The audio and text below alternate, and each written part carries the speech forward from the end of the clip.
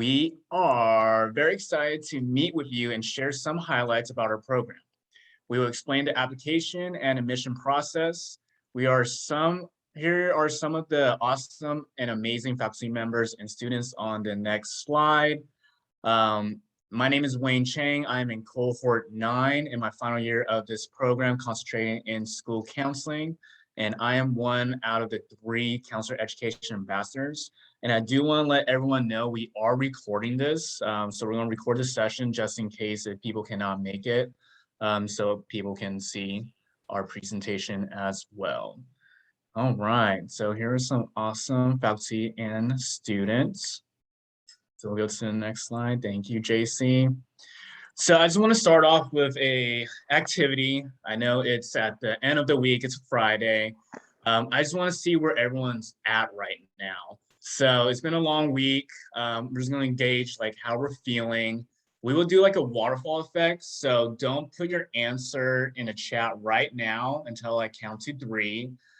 So we're just going to check in if you're at 1. So the marshmallow is fresh, it's brand new, you're ready to go, you're energized, you're focused inside this presentation with us. And then at a 10, you're just completely burnt out. Maybe a little anxiety, maybe a little overwhelmed with like what's going on, or like even with this presentation, you might be a little tired or exhausted. So everyone in the chat, whenever you guys are ready on a count of 3, type in your number of where you're at right now. Ready? 1, 2, and 3. Well, it is coming in. All right. Oh, it's still flowing. Okay. All right, so I see some high numbers, see some low numbers, see some averages in the middle maybe. So yeah, so I see a wide variety of numbers here. I see some averages, some commonalities of the numbers of how some of you guys may be feeling. Some of these high numbers could be like many reasons. Some of these low numbers could be many reasons as well. A lot of thoughts and emotions might be going on right now. Going into the next step of your career and the educational that you really want to move forward could be a little bit nerve-wracking or scary, but it could also be maybe a mixture of excitement. We were in your shoes. We know what it's like. We know the feeling. We have been through the process. And I personally been to Information Night 2 years ago, right before I joined the program. So I know how all you guys are feeling right now. But we are here to help you as much as possible and hopefully ease your mind and make it less stress for you. So for the next 2 hours, we're hoping to answer as many questions that everyone has here. It's going to be a lot of information, but again, we're here for you guys. So just a little mindfulness. We're just going to take 1 deep breath in all together in the nose. We're going to hold it and we're going to exhale. All right, so let's get started with the fun stuff. So going to the next slide. Thank you for everyone for answering too. Appreciate it. All right, so just starting off, we begin tonight by acknowledging that the land on which Sac State gathers is the traditional territory of the Nizhnan, Maidu, Miwok, the Paiute, Washu, Yakuts, the Patwin, and the Concow people. Though we are not meeting in person at Sac State, it is important to acknowledge that this land remains a shared space among the First Nations. Colonialism is an ongoing process, and we need to build our mindfulness of our present participation. All right, going on to the next one. So here are the student ambassadors. So I'm one of 3. If Megan and Patty, if they're able to raise their hand in the chat in Zoom so they can pop up to the front, that's possible, so you can see their faces. Don't know if I can raise my hand, but hello, I'm Megan. So excited to be here with all of you. Thank you. And I think Patty should be in here too. I think you're muted, Patty. Oh, of course. Hey, y'all. Welcome. Positive vibes. I'm Patty. Nice to meet you. Awesome. Thank you, guys. So yeah, so me and Megan, we are school concentrations. Hattie's going to be MCFC. If you guys have any questions of anything after this information night, please feel free to schedule a 30-minute appointment with one of us, and then we can help you out as much as possible on a one-on-one basis. Hopefully we can put that link of our county in the chat, or you can see the county on here as well. Also, please be mindful that we are still students. So there are limited times between the three of us, as we still have jobs, we still have families, but we'll work our best to meet with you. And we also have an email if you need to contact us. And yeah, so the county links are in the chat. Thank you, Megan, for sending that out.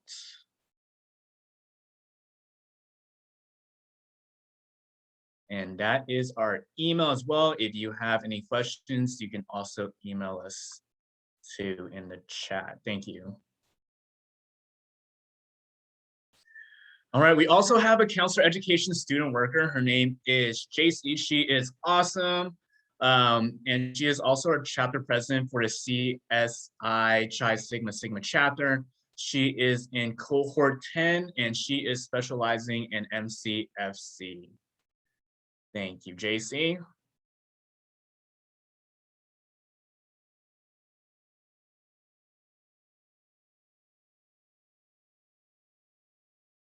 Awesome. So I know everyone's been through Zoom probably for longer than we wanted, but just some virtual presentation housekeeping.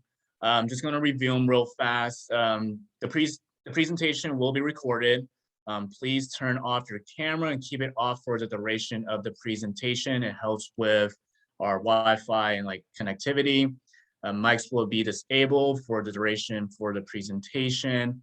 The chat option will be enabled during specific times during the presentation. If you experience connectivity issues, please use the Zoom link that was sent to you to log back in. And yeah, so we can move on from that. All right, and I will pass it to Patty, and she's going to start us off with the agenda. Hello, welcome everyone again. Can you hear me good, Wayne? I'm good. All right. So it takes a team of people to make this program come together and be as amazing as it is. And so here is your agenda for the evening. Try to stay with us as you can. It's a little bit lengthy. Take notes as you go along so you can remember to ask questions at the end. Number one, there'll be a survey. Number two, as you can see, a program overview, which I see a lot of familiar faces. A lot of you have already asked some great questions, but this will be very helpful for the things that maybe some of us missed. The LPCC overview and KCRA, that's the licensure portion and the accreditation. How to apply, that's the fun part. Cal State apply, we're going to go through quadrant 4. I know a lot of you had questions about that and the program specific materials. Also the requirements. What's the triangle of requirements, the timeline? Applications have already opened, but it's great to be able to take your time for all your submissions to make sure you put your best foot forward. And following admission, what happens? Then another survey, and then your opportunity to ask any questions that you would like. This is a great time to ask them because all of the expert panelists are on board. You have some of the doctors from our program who are here tonight, which is super exciting.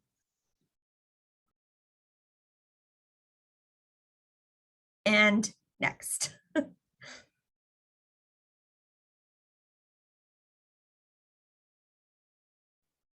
Is this mine too, guys? No, right? Yes. Oh, okay.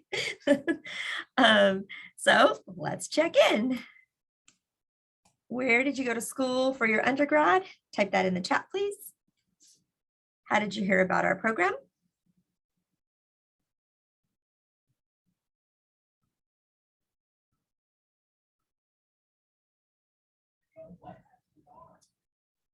Wow, there's a lot of places.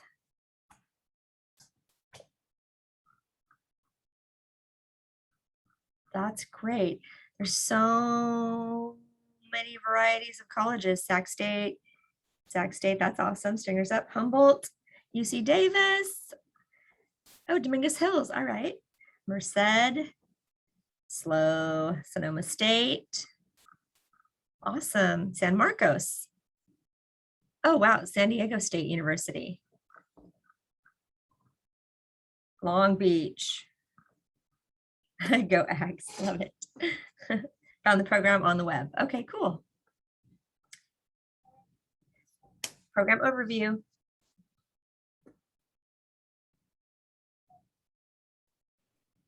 All right, guys. So the program overview, we are a cohort model. This provides a structure to build relationships and developing close-knit bonds that extend beyond graduation, and to structure the classes in a developmental order appropriate for counselors in training. Classes are offered Monday through Thursdays, so mornings, afternoons, and evenings. We are a 3-year full-time program. Our students take between 9 to 12 units each fall and spring. There's no summer or winter classes, as that is time for self-care. Our courses are hands-on and experimental. So you will have plenty of practice before your work with real clients, students, and patients. We are in-person program and will be back 100% beginning spring 2022. With our proximity to the BBS and Capitol, our faculty and students are actively engaged in the community, professional organizations, and in legislative and advocacy routes, both on and off campus. Sacramento offers a great deal of diversity, and we are actively engaged in all aspects of our community, including providing services out of our clinic, which is the CCDS. So due to the nature of the cohort model, students are required to follow the 3-year sequence as provided.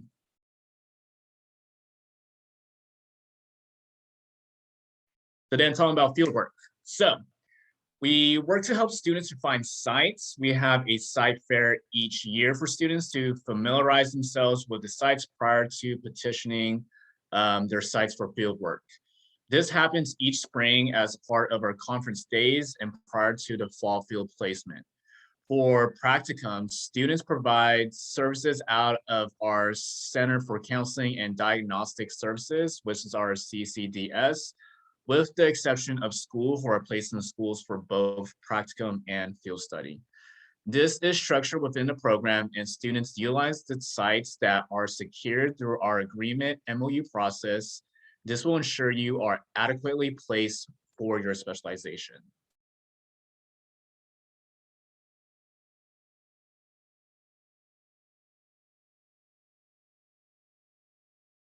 All right, so our counselor education program coordinators, faculty, and students will introduce themselves in a program concentration that follows in these next few slides. So starting off with career counseling, I can start off with that one.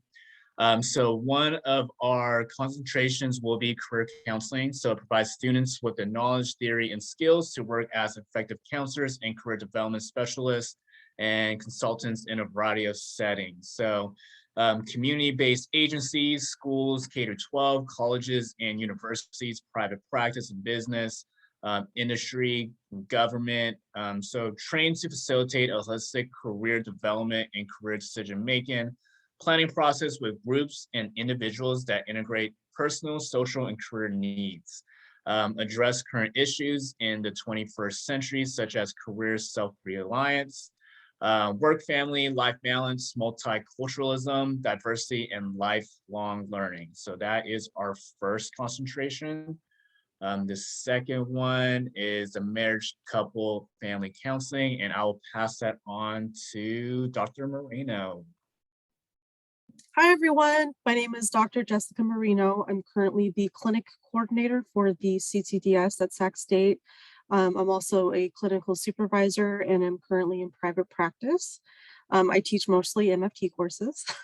And so to talk a little bit about what we do as marriage, couple, family counselors at Sac State, you will get all of your coursework necessary to go on to become a licensed marriage family therapist. And what we do is we view the client in context. Okay, so what that means is none of us exist in a vacuum or in isolation. And so we're influenced by all the systems around us, the family dynamics and the politics and all these social discourses that make us feel some kind of way about ourselves. And so we take all of those things into consideration so that we can treat individuals, couples, families, groups. We can do mental diagnostic, testing, assessments, family mapping, examinations, things like that. Okay. So there was the second point. So you'll get all the coursework that you need to be able to sit for licensure for the BBS and become a licensed marriage and family therapist. We can work within community agencies. So I don't know, those of you local or throughout the state, like EMQ Families First, now Uplift Family Services, Stanford Home, places like that, Aldia, community agencies that are Medi-Cal funded, county and state agencies, hospitals, that means lockdown psych facilities where people are placed on a 5150 or partial hospitalization programs or outpatient programs. Private practice, that's a big one. People go on. The thing with private practice is, and this is just an insider, you will have to know this, you have to complete your internship first. You won't be able to just graduate and get into private practice. You have to become licensed. And we can also do private consulting to businesses and agencies. And this is actually what I specialize in with my doctorate, is being able to take an agency or a program, right, and treat it like a patient. So maybe you look at a program and you do your initial assessment, and then you apply a treatment plan, and then you do your assessment at the end and you get your results, and then you can go back and tell the stakeholders the recommendations on how to make improvements. Does that make sense? So instead of treating individuals, couples, or families and children, what you can do is consult within agencies on how to make their systems better, applying family systems theory to agencies. Thank you.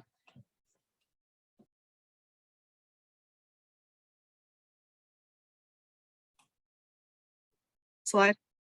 Yeah. Oh, are you on the slide? I am on the slides. Hello, everyone. I'm Dr. Rivas, Dr. Anthony Rivas, and I am the faculty advisor for rehabilitation counseling. And as you can see, the slide says clinical rehabilitation counseling. We are putting forth a change in title. And so I'll explain a little bit about that as time goes on.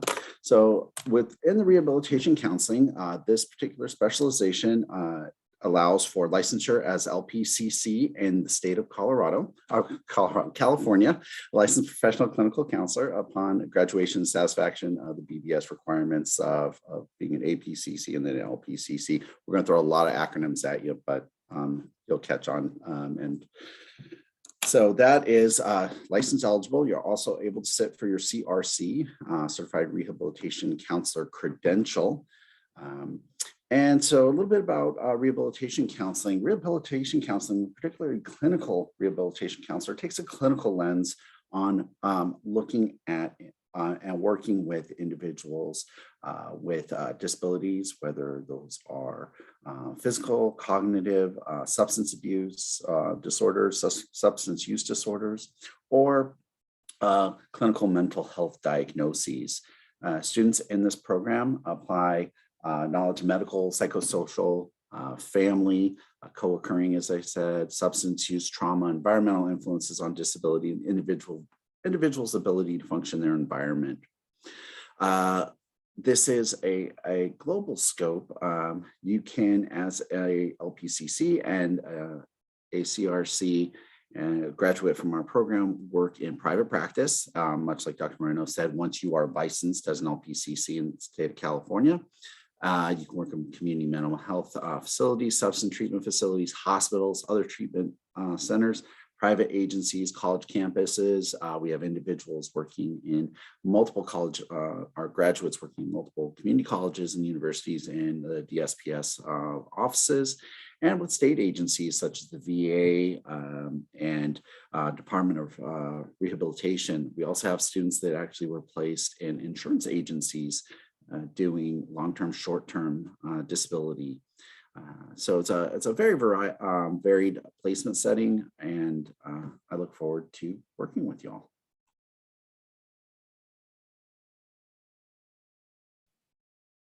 All right, so going into school counseling, oh, sorry, video's off.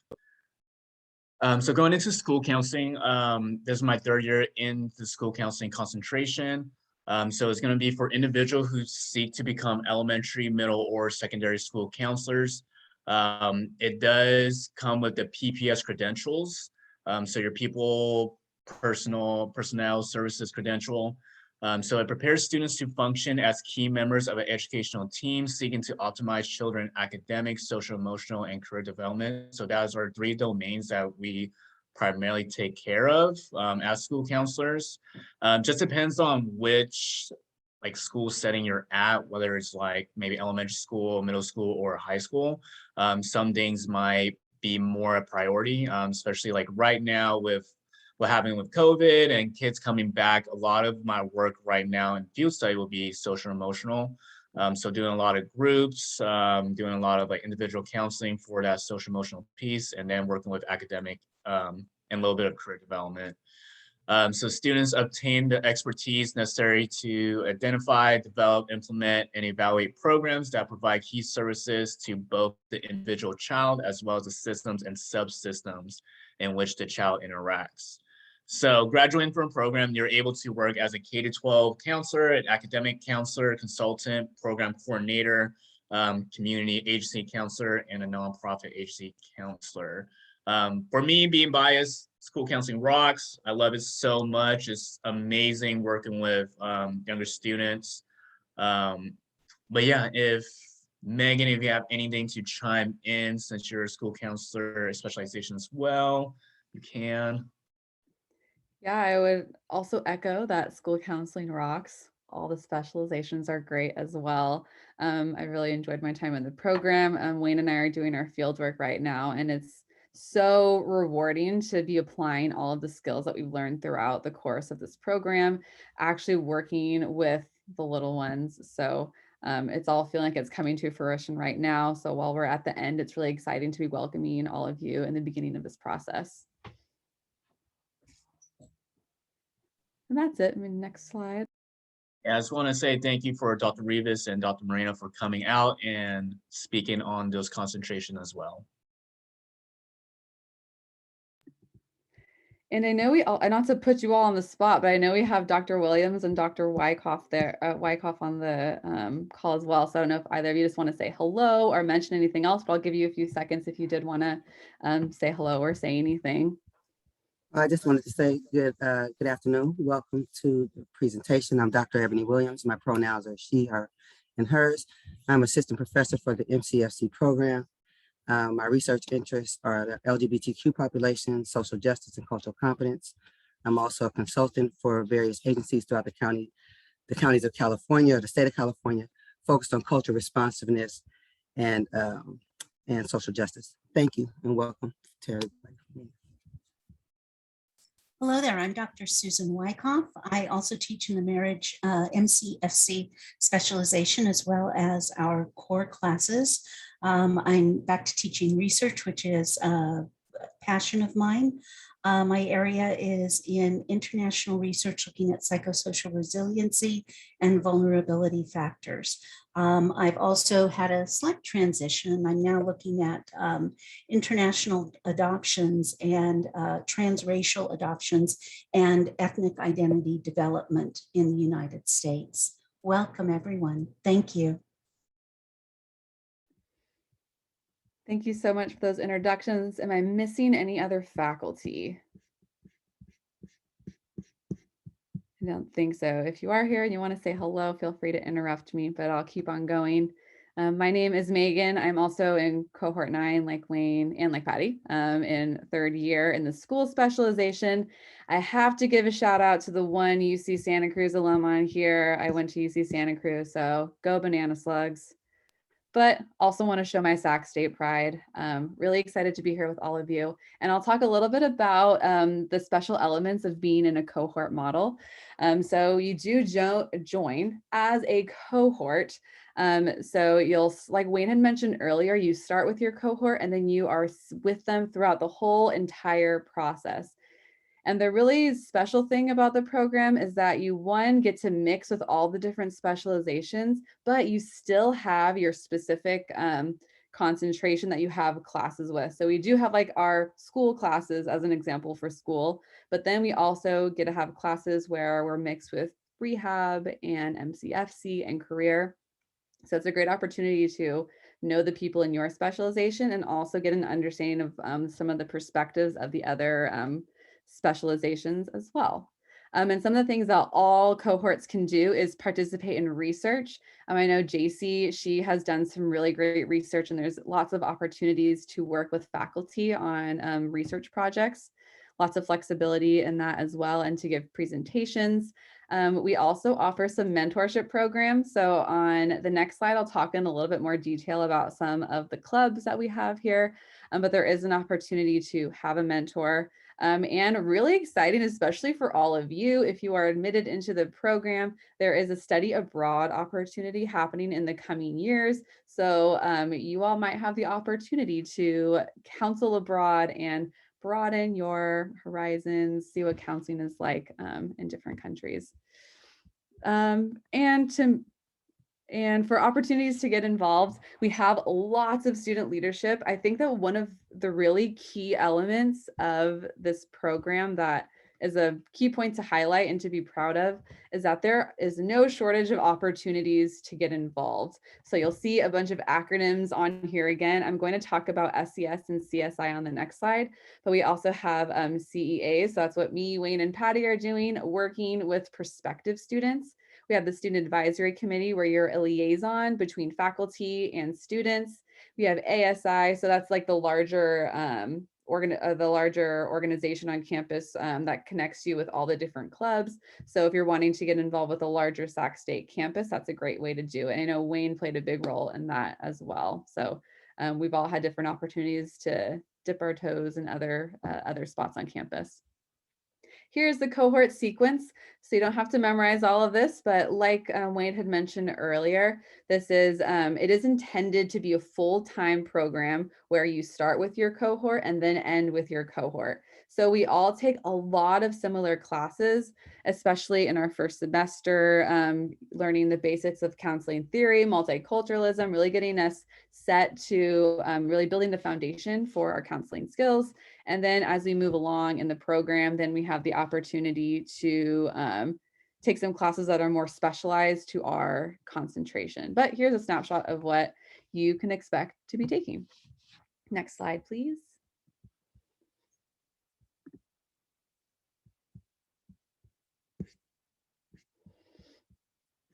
And I think there might be a little lag. JC, are you able to hear me? There we go. Cool. So now we have community involvement. So the two clubs that I had mentioned 2 slides ago, I want to talk in a little bit more detail. So we have the Student Counseling Society. I certainly have a strong bias towards the Student Counseling Society because I am a part of that club. And I think a lot of us are a part of it. A lot of the students are a part of it on here too. But some of the key features is that we really emphasize hosting professional development opportunities and also social. So we really want to have you feel connected in some sort of camaraderie with the people in your cohort while also developing those professional skills. Like I said, there is a mentorship program. So it's really great, especially for first-year students and for second and third-year students. When you enter the program, you can be paired with someone who is a second or third-year student, get insight into what you can expect from the program, get some tips and tricks. And with the Student Counseling Society, we're very focused on your experience as a graduate student. We're focused to the Sacramento community and Sac State. And then compared to Chi Sigma Sigma or Chi Sigma Iota, they're a little bit more nationally and internationally focused. And we're super excited to announce that we are beginning the new chapter next semester. So actually JC on the call, she is president of our chapter, Chi Sigma Sigma, which is the National Professional Society for Counseling. So we'll have both of these programs, lots of opportunities to have leadership opportunities, gain some professional development experience, and also just like connect with your classmates, feel connected to the Sacramento community and to the profession as a counselor. Next slide, please. And I'll pass it off to Dr. Marino.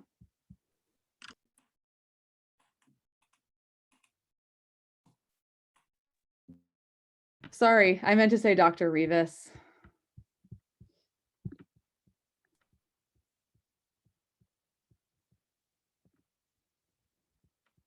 Are you able to take this one on, Dr. Rivas?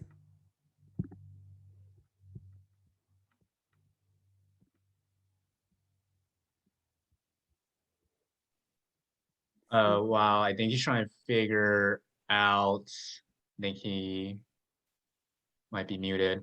Just going back to like the clubs, like Megan does a great job talking about how like you do get to know a lot of people in that, because I know like some people might be working or it might be like really busy, but like the mentor-mentee program for it, you literally get paired up with like a person and then they're like paired up with a different person. So it's just like a chain reaction of like having a bestie, I guess. Like you literally just talk about like classes or you try to help each other out on like projects. Like for my mentor, when I was a first year, like we actually went to like coffee shops and did homework together. And then when I was a second year, I had a mentee, and she was having a lot of like problems with classes. Like I was able to help her out, and then we became really good friends. So a lot of good stuff happens like in club wise when you get involved and like really put yourself out there to make friends, or even like literally be yourself, and you pretty much find like people around you and you just become really good friends in the program. And I think Dr. Rivas is back. So it's Yes. Okay, cool. Thank you. I think by Zoom decided to stop working as my slide popped up. So my name is Dr. Rivas, and I'll go a little bit over our programs. So our program here is KCRA accredited, and we'll get a little more into that in the next couple of slides. It is BBS board evaluated for both the LPCC and LMFT licensure. And so all specializations are eligible for the LPCC licensure after graduation. You'll have all the educational requirements. The MCFC specialization is the only one eligible for the LMFT licensure, though, upon graduation and meeting all the state standards. Thing to note that all of our specializations are clinically focused. And we really do prepare students for clinical work. And you might be thinking to yourself, well, I don't want to be in a clinical setting. Those skills translate to non-clinical settings. And so one of the things, and student ambassadors can speak to this, is it offers a varied and very intense experience, learning experience. Our program is 60 units.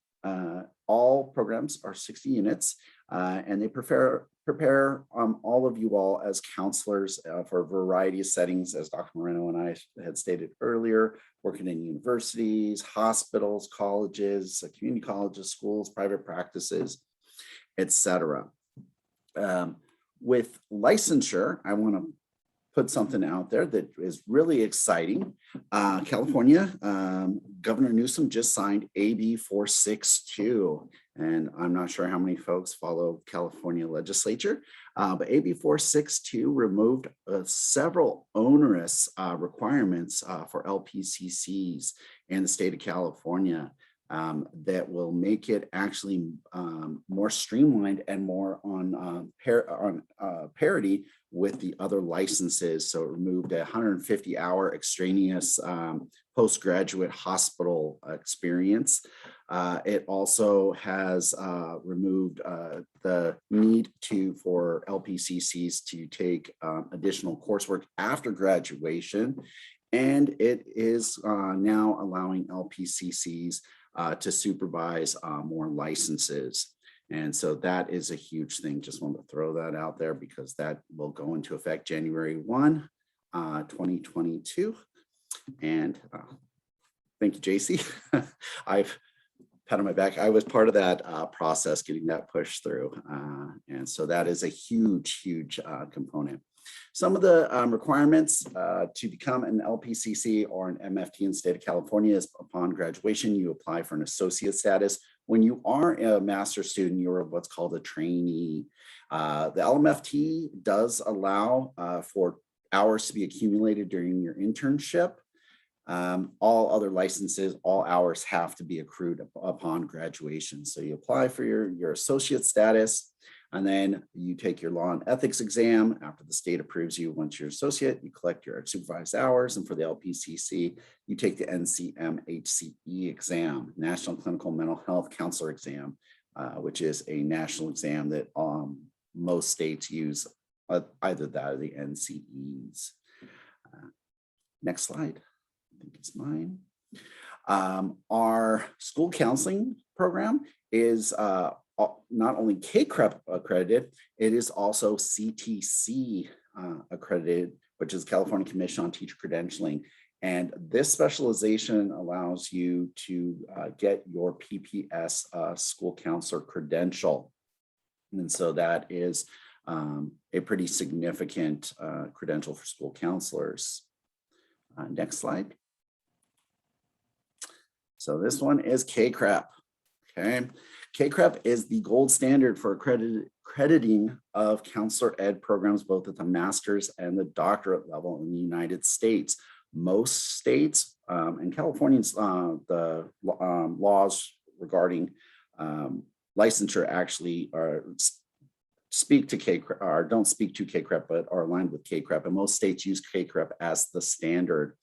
And all of our specializations are currently accredited, and we are going into another cycle. We are 2 years accredited. We have a 2-year accreditation, and we are doing a midterm report, and we'll most likely go for 8-year accreditation. So that is a huge boon.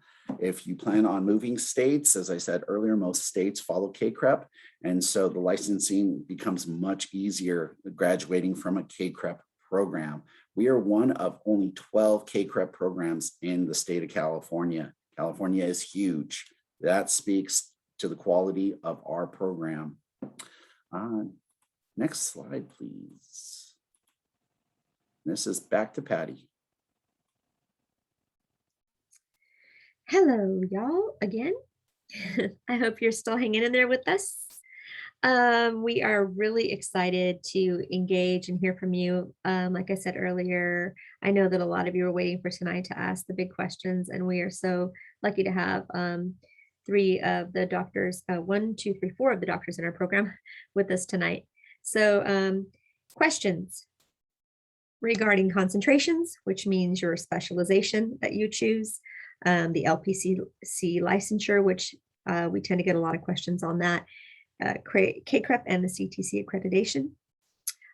Also, just some housekeeping reminders to ask general questions. Please ask the everyone chat or direct it to JC in the chat. And specific personal questions, of course, are better asked during individual meetings with one of our ambassadors, which was Megan, Wayne, and myself. I am an MCFC concentration. That's my specialization. And Wayne and Megan are school. So that does help also when you're trying to ask those questions specifically about the program. I tend to refer out when it's more specialized questions about school counseling. We can all answer questions about career and clinical rehab. So here we go. All right, so let's try not to flood the chat all at once, but I did get a good question here that a student is wondering if you're interested in pursuing LMFCC, does this program allow us to do both? And I believe the answer is yes, but Dr. Ribas, or do you want to extrapolate on that for us? Yes, and Dr. Moreno can speak to this. The MCFC students are eligible upon graduation to become to have both those dual licenses. There are requirements for the MCFC and the LPCC, but that one you are eligible for dual licensure. Thank you so much. And just another, or did anyone of the other faculty want to speak to that? I apologize, I can't see all of your faces. No, that was great. Okay, awesome. So then there is a question about speaking to accreditations. Other schools trumpet other accreditations such as COAMFTE.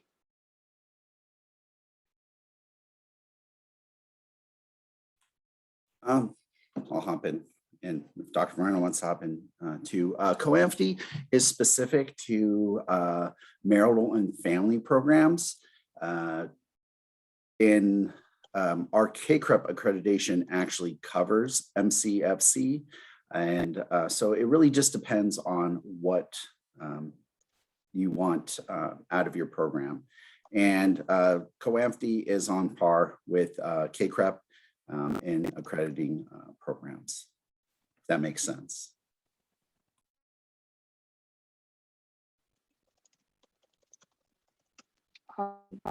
Thank you so much. And I apologize, folks, if I have a lag. I see, did you know, is there any type of list available of places that we partner with for fieldwork, or is that kind of year by year? We do have ongoing relationships with sites across Northern California, and we are always adding sites. Dr. Rachel Marshall is our fieldwork coordinator, and she's at a conference with a couple other faculty members. She is constantly adding new sites, clinical, school, rehabilitation, career, year by year, but we do have a ongoing relationship across all specializations where we place students year after year. And we always reevaluate the site for goodness of fit, quality of supervision, and student experience. And so those sites are vetted very well. Awesome. Thank you so much. All right. Hey, JC, can I yeah. answer one of the questions that kind of resonated to me? I think it was from Alice. Oh, where did you go, Alice? Oh, so I saw a question that says, like, is this program suited for people working full-time, or is there a part-time program? So short answer is not recommended to work full-time, but it is possible. Like self-disclosing a little bit about myself, I've been working full-time ever since I started the program.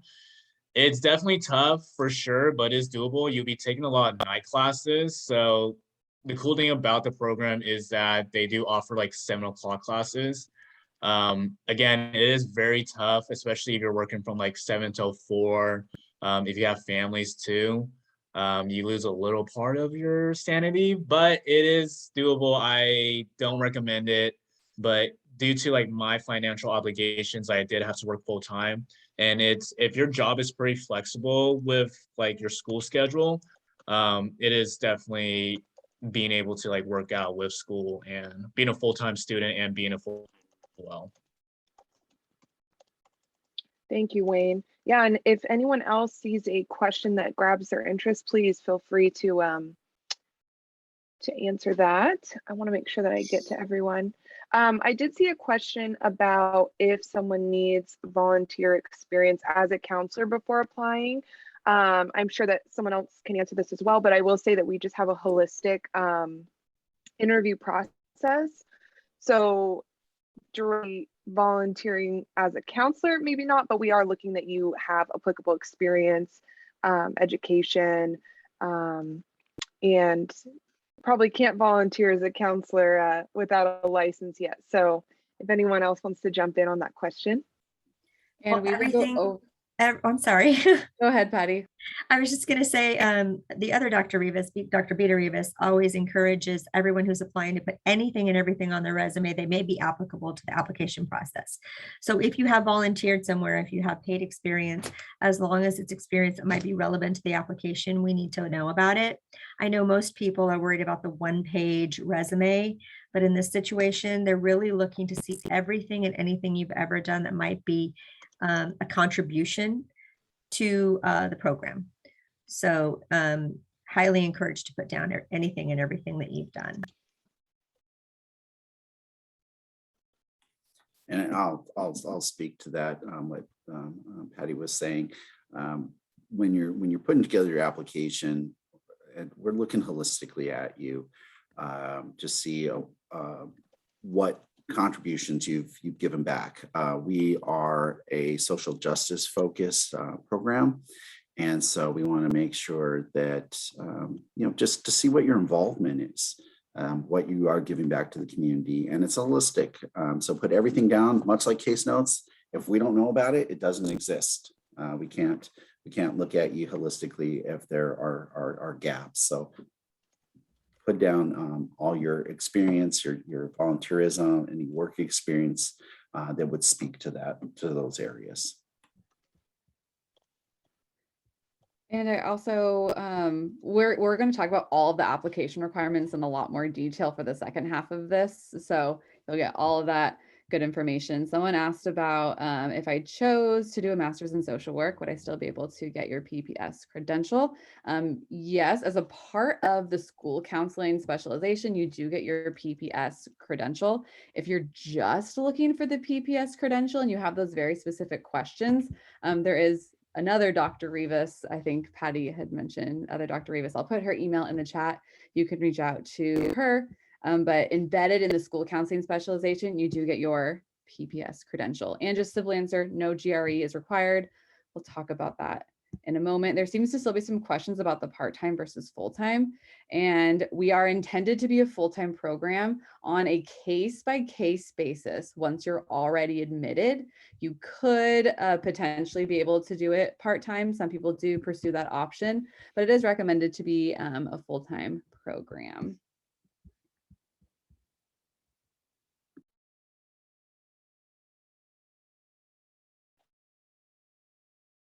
Thank you, Megan. And I'm seeing this wanting some differentiation between the LPCC and the LMFT. If Dr. Rivas is able to speak to that. Yes, and Dr. Moreno, please hop in. So when you're looking at licenses and you're looking at the LPCC and the LMFT takes a systemic approach looking at family systems and working with the individual, couple, or family. And that, just kind of in a nutshell, it takes this systems approach looking at it. LPCC takes an individualistic approach and looks at the individual's involvement in but interpersonally within themselves. It looks at their interactions with the family, with their intimate partners, etc. So if you just want to distill it down very quickly, an LPCC looks at the individual and the LMFT looks at a systems approach. Very similar in scope, but this one, LMFT is a systems and LPC is an individual, interpersonal, intrapersonal relationships in the world. And LMFT is a systemic. They both diagnose, they both write treatment plans, they both treat substance use disorders, they both treat mental health concerns, and they both can work in a variety of settings. And Dr. Moreno, if you'd like to add anything else, or Dr. Williams, or Dr. Wyckoff.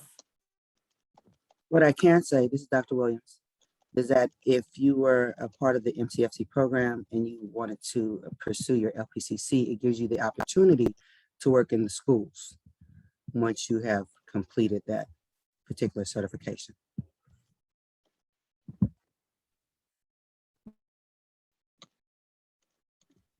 And question regarding study abroad opportunities. I don't have all the details on that. I think it's still very much in the works. There's certainly a lot of factors in the world that would determine whether or not that'll be possible. But I believe it's in Vienna. Is that correct? Yes. Yeah. I was going to say, I was typing up a response. It's not necessarily a country as much as a partner university. And the university we're partnered with is in Vienna, Austria. And I believe that the soonest that would be available is summer 2023.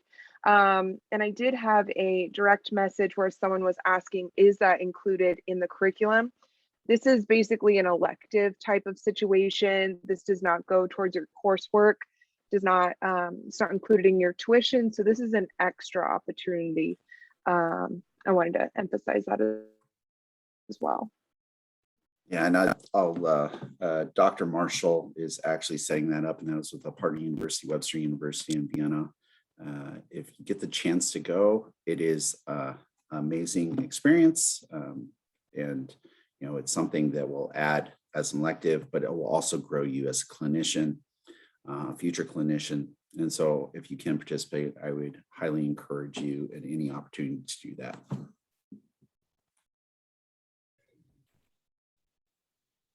There's a message from Steven Smoker specifically to a schedule that maybe Dr. Rivas wants to address. It says I'm a firefighter, and so I have a 6-day rotating schedule. I'm wondering if I could complete this program with my rotating schedule. I'd have to work at the firehouse while completing the program. Okay, good question, because I know that that rotating schedule would probably cause you to miss some classes. So that would be, it's going to be complicated. That's, I would say, set an appointment and let's have a more, depending on what specialization you're in, set an appointment with one of the faculty advisors and to have that discussion, because it has been done in the past in previous universities I've worked at. But it usually takes a lot of working with the student because we do not we are an on-ground program, and even it being part-time, you're going to take a class Tuesdays, it's going to be every Tuesday for 16 weeks, and we are a semester program, so you have to account for 16 course meetings. Unless there's like a field trip to a site or something of that nature, the expectation would be every Tuesday at this time, you're going to be here. Every Wednesday at this time, you're going to be here. So I would recommend setting an appointment with one of the faculty advisors, and we would have much more of a deep dive conversation surrounding that. And Dr. Rivas, there is a question about the CPCE license. I believe that's rehab, but if there's other faculty that can and want to speak to that as well. The CPCE is an exam that everybody takes, all specializations. It's a graduate counseling exam. It's your final exam that you take to graduate. I think you're referring to the CRC, Certified Rehabilitation Counseling Credential. It's not a license, it's a credential. There's a difference between licensure. Licensure is the highest you can obtain at any state level. Credentials are usually provided professional organizations to indicate a level of mastery.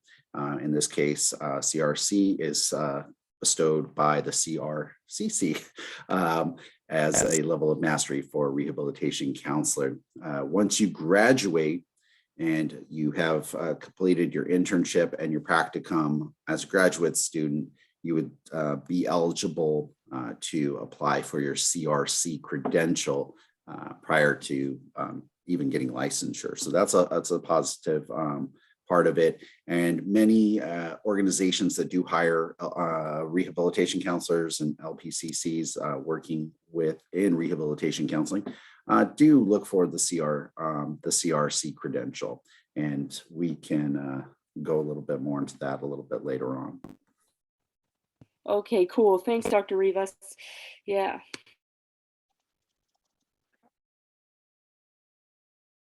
Are we going forward here? Are we ready to move forward on the slides?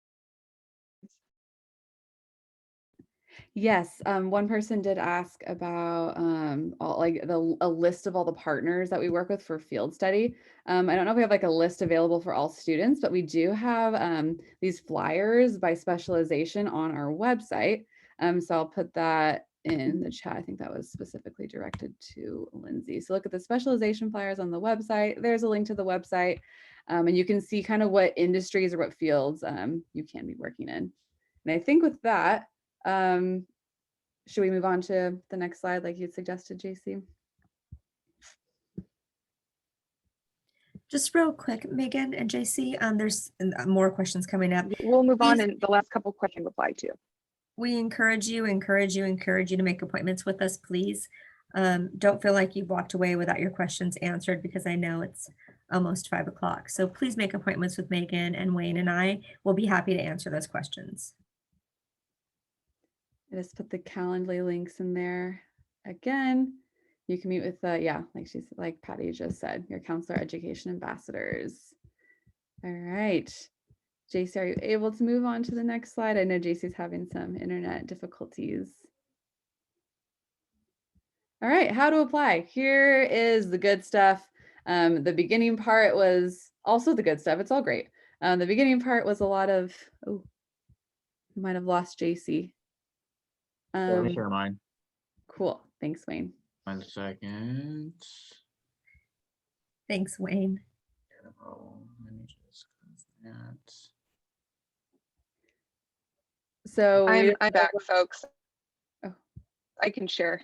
All right, I think Wayne's got it, JC. Sorry about that. I can do you're it. good. Okay. So we're going to be talking about how to apply. We just went over like kind of like an overview of the program, hopefully getting you a little excited about all the possibilities and maybe overwhelming you with a lot of acronyms, but Sorry. no, you're good. But now the next part, we'll really get into like the nitty gritty details about this specific application cycle. So as well, we're getting it into the slideshow function. Perfect. Cal State Apply. This is going to be your one-stop shop for the application. If anyone has applied to a CSU within the past few years, this might look a little familiar to you. And I will put that link in the chat. The cool feature about this, before you had to like go to some different sources to submit the application, but on this link, you'll be able to upload all your materials there. Make sure you're applying for fall 2022. That is when you'll be starting. So when you're creating your account, make sure you're clicking graduate student and you're applying for fall 2022. Applications are open. The deadline is January 7th for all materials, and there is an application fee of $70. And like has been said so far, we plan to go fully back in person in the fall. So you'll want to make sure that you are in the Sacramento area if you're planning to join us in the fall. Next slide, please. All right, so when we were reviewing the application, there isn't one secret ingredient that will for sure get you admitted to the program. Like JC had mentioned earlier, we take a holistic approach when we are reviewing your application. And to simply put it, here are the 3 main things that we're looking at. So GPA to assess your knowledge, your experience to assess your skills, and then your writing to assess your graduate aptitude and abilities for the program. And then if you're invited back for the second round, so if we are impressed by your application, we'll invite you for an interview, and an interview is also a way that you can show us your abilities in a different kind of format, in a verbal format. Next slide. And for the GPA requirements, I'll pass it off to Dr. Rivas. But if you're wanting me to take it, I can give it a stab as well. If you want to go for it, Megan. All right, let's do it. So in order to be considered for the program, you do have to have a minimum of a 3.0 GPA in your last 60 semester or last 90 quarter units. Next, and we'll give some more details about that. There are a few little nuances in here. So this GPA requirement is established by OGS, which is the Office of Graduate Studies. So any questions regarding the specifics of your GPA, we can be a good starting point, but OGS, the Office of Graduate Studies, is really the place that you want to go if you have like very specific GPA questions. So in the chat, we have the Office of Graduate Study, their website link of ways that you can contact them if you have a lot of specific questions about your GPA. And if you want to raise your GPA, you could also consider taking some extra classes. So like we said, it's the last 60 or 90 units. So if you wanted to take some community college classes, or if you're a student at Sac State, you could consider taking some of these classes as well. Or if you like the open enrollment process. So if you're wanting to raise your GPA, you could always take these classes in order to improve that. And yeah, next slide. There's a few more. So what if I have a low GPA? So there are a few factors that can contribute to this. Or maybe you're just been out of school for a long time. Your GPA is from way back when. There are on a case-by-case basis where we will consider applicants who do have below a 3.0 GPA. So we recommend you have at least a 3.0. But there are some situations where we can admit you if you do have below a 3.0 GPA. So especially if you have a strong work history or a really compelling personal statement or other parts of your application, because like we said, we look at it holistically. So if one part is low, but you compensate really well in another element, we'll take all of those different factors into consideration. And yes, 3.0 is the minimum. So again, it is a holistic process, a holistic review process. So please let us know, or we're only able to allow a few exceptions per concentration. So it is an exception. It is a little bit more rare to be admitted with below a 3.0, but it is definitely possible to be admitted with below a 3.0. And maybe if you're feeling like your work experience isn't quite strong enough right now, you could always spend the next year to really improve it so that you feel more competitive for the following year. But again, it's a holistic process. And someone asked, when you say take additional classes to increase your GPA, can this be done after graduation? So yeah, you can do this after you have graduated from your undergraduate program, because we're looking at the last 60 or 90 units that you've taken. All right, someone's asking what kind of work experience. We'll talk about that in just a moment. So we've talked about GPA, and now here's what the application actually looks like. This is the Cal State Apply home page. And so this is where you will be going. And I did put the link in the chat a little bit earlier. So hopefully you all can find that. Oh, I just found it too. So I will re-put it in the chat, and you can go to the next slide, Wayne. So when you get to that home page, you're going to scroll down, and this is not a step-by-step instruction. This is just some key pages that will help guide you. Hopefully, when you're actually looking at it on your own, it'll help guide you while you're trying to create your account and get everything set up. So you're going to apply for fall 2022. You are a graduate student. You will click apply. Next slide. And then it will prompt, then you'll create your account, you'll create your username and password, all that good stuff. And then before you can start the application process, you have to select a program that you would like to apply for. So in the search key, if you just type Sacramento, then you'll see all of the graduate programs for Sacramento. And then we have our 4 different specializations. You can apply to one of the specializations. So you'll see here on the screen, we have our career, MCFC, rehab, and school counseling. So you can apply to one of those specializations by clicking that little plus to the left of the corresponding specialization. And then once you do that, you'll be actually taken to the application. There are 4 different quadrants that you will have to eventually complete. We have the personal information, which is like your basic demographics. Academic history is really just looking for that GPA. And then the supporting information is really just you putting all of your resume information into this Cal State Apply format. but you'll also still have the opportunity to upload your resume under program materials. And program materials is really where all of the program specific stuff is going to be uploaded. So that is all the stuff that's very specific to our program. Some things to note, like I said, you can only apply to one specialization, and we're kind of using concentration and specialization as the same thing. So if I'm switching back and forth between that, they're the same thing. And like I mentioned earlier, if you're a returning MS counseling student and you're just wanting that PPS, you can reach out to the other Dr. Rivas, brivas@csus.edu. And if you already have an account, you're one step ahead of the game. So you can just use that again to log in. All right, so I've talked about kind of the general overview of Cal State Apply. That's what all of the CSUs are using to submit all of your basic information. But now I'm going to talk about the very specific materials that our program is going to be requiring.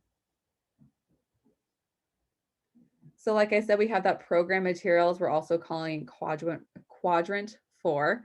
So in the program materials, this the quadrant that is circled on the bottom right, that's where we will be expecting you to upload all of the specific material I'm about to go over. Next slide. So when you click on program materials, and you'll be taken to a page that looks like this. So you'll see the home tab, and that's where it'll describe the whole, like the program you're applying for. It'll list all of the requirements, give you a broad overview. And then you'll see that documents tab. That is where you're going to upload everything. And then you'll see the recommendation tabs, and that's where you will take care of your letters of recommendation. But I'll talk about all of that right now. There are 5 main things that we are requiring you to upload in or to submit to be admitted to this program. We are going to be requiring a written statement, relevant work experience, and some of you have already asked about that, so that'll be in the form of a resume or a CV. We have a personal statement we'll be asking you to submit. We want 2 to 3 letters of recommendation, and then official copies of all transcripts from all colleges and universities that you've gone to. So yes, even if you went to one school all 4 years and you took one community college class over the summer, we still have to see that one community college class. So I'll talk about all of these in more detail now, and we'll start with number 1, written statement. Next slide.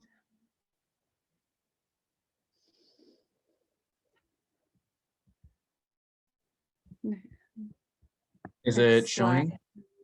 I see the program specific materials. I think we're looking for the written statement slide. It's on my part. Let me try again. Oh, so Isabel is able to see it. We can see it. Is it just me? Yeah, we can see it. Oh, you can see the written statement slide? Yes. Written statement, writing sample. Oh, I cannot see that. Huh, okay. Well, oh, my internet connection is now unstable. Do you want me to do it?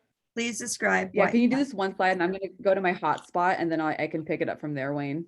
Yeah, no worries. All right, so the written statement here is just please describe why multiculturalism, diversity, and social justice is important within the concentration that you are applying to and how it fits into the overarching paradigm of counseling. So using a scientist, advocate, practitioner model, explain how you will work ethically as a counselor and how will you merge this with your concentration.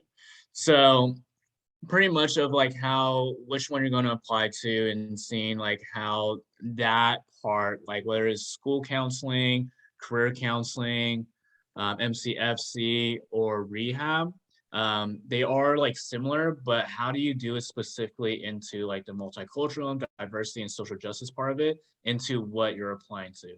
You're also going to have to use the scientist advocate practitioner model. So sign up, research that. And then how you research that is going to be formulated into an APA format. So 2 pages, double space, 5 citations plus a reference page and a cover page.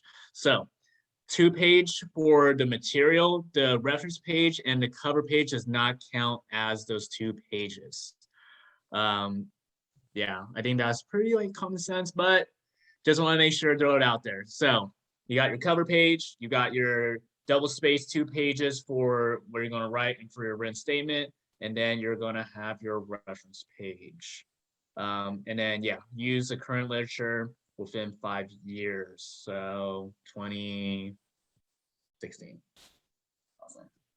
Also, just Thanks, real Wayne. quick on that, a lot of people have been asking in the one-on-ones what some of this means. And so instead of just guessing or thinking you might understand what it means, ask the question before you submit this written statement.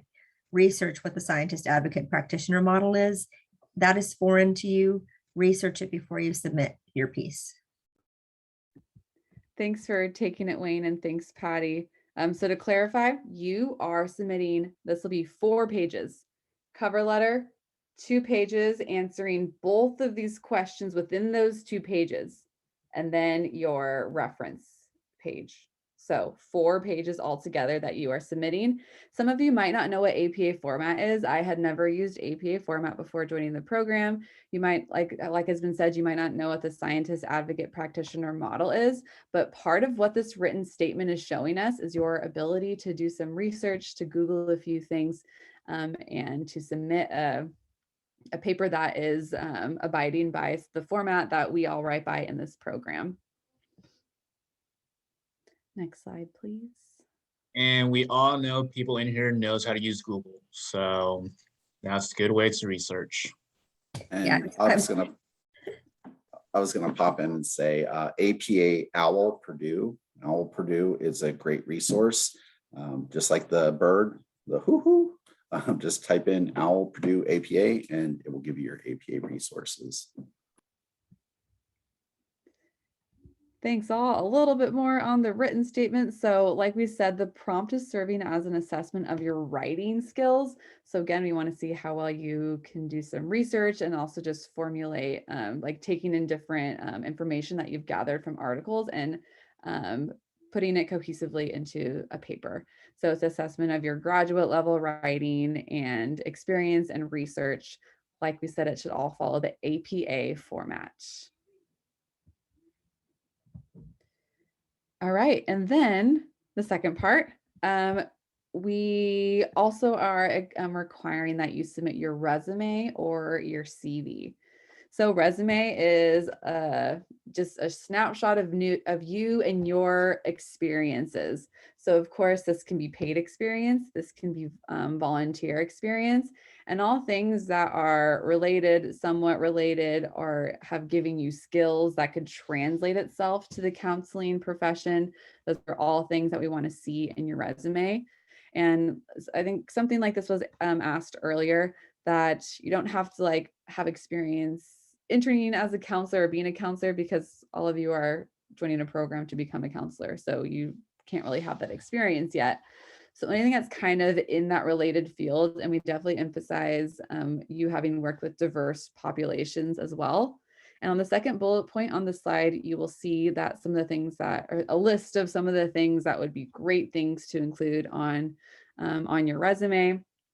Coaching, instructional aids, like working in schools, working with children and youth, working in crisis hotlines, group counseling, child care, after school programs, Peace Corps. I did an AmeriCorps program before this, and so I guess that was maybe helpful in getting me into the program as well. So lots of different things. And again, there isn't like one experience that will definitely get you admitted into the program. It's just looking at you holistically, seeing what you've done, and then taking a chance in your personal statement to show us what you've learned from those experiences. So this is a little bit about your resume. And I just want to chime in too, just like a small like self-disclosure. Like I was a kinesiology undergrad, so I graduated with kinesiology, so I was going to like the physical therapy route. So nowhere near like psychology at all. But I did a lot of like coaching for high school and elementary school, like volleyball and basketball. I did a lot of peer mentorship at my college. I did like internships at like different like colleges like UC Berkeley to just be peer mentors for like younger students. So you don't really need a specific major or graduate with like psychology or anything. It's really about the experience and like what you give to the community.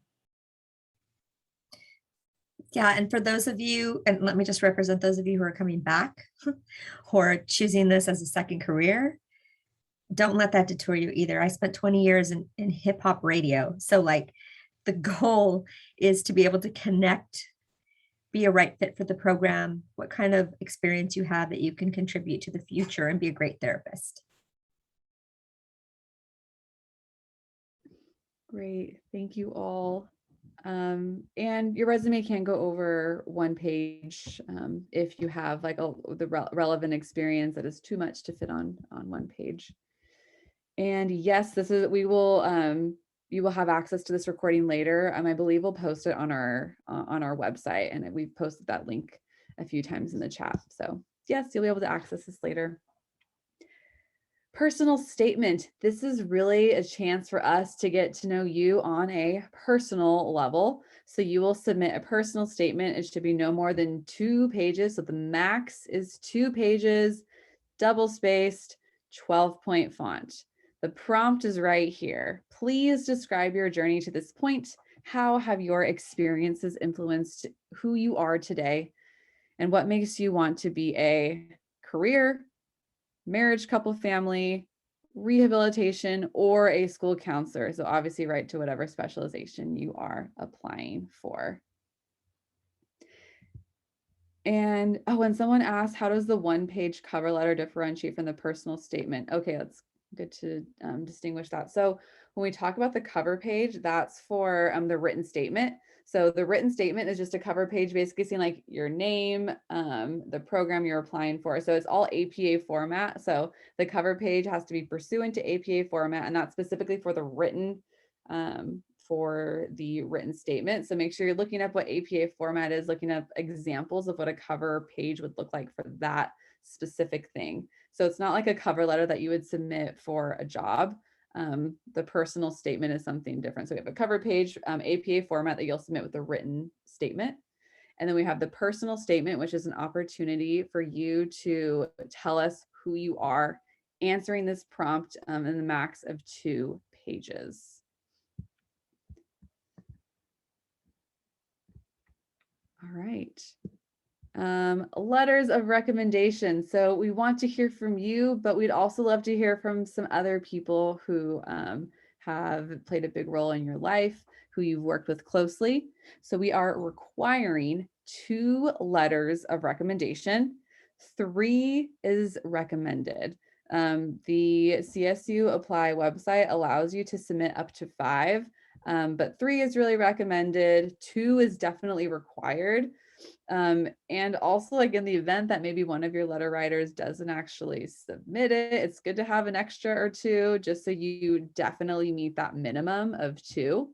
You will initiate this process on the Cal State Apply website. So remember, on the page, you have those 3 tabs. You had the home page, the documents, and then there's also the recommendation tab. And I'll show you what that looks like in just a moment. But on the website, you'll be able to type your recommender's name, their email, and then submit it to them. And then they're not writing like a standard letter. It's more so they are responding to certain questions about you. So they're going to be asking about your relationship with them and your readiness for graduate school. All letters must be received by the deadline of January 7th. So this is one thing that you should really just probably get started like as soon as possible. Give your letter writers as much time to submit not only a letter of recommendation for you, but a good letter of recommendation for you.